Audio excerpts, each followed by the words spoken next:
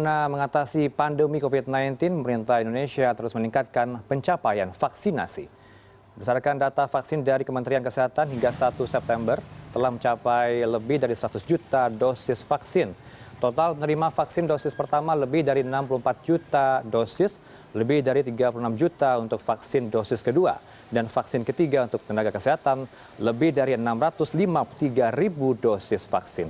Adapun total sasaran penerima vaksin ada lebih dari 208 juta orang. Atas pencapaian tersebut, pemerintah optimistis mampu melakukan percepatan vaksinasi di tengah pandemi COVID-19. Bahwa kalau kita lihat dari Januari sampai Juni itu 50 juta dosis yang bisa kita suntikan untuk dosis pertama, dosis kedua.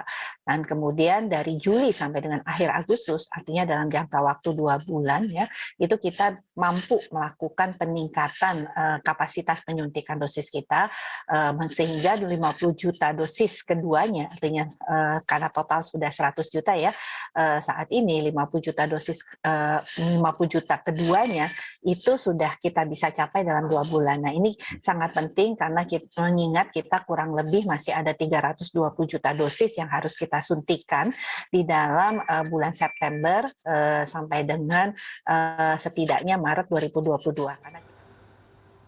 Satgas Penanganan COVID-19 mengklaim persentase kasus aktif dan angka kesembuhan di tanah air sudah di bawah rata-rata dunia. Kendati demikian, karena angka kematian cukup tinggi, belum mengalami penurunan yang signifikan, membuat penanganan COVID-19 di Indonesia masih tergolong buruk di dunia.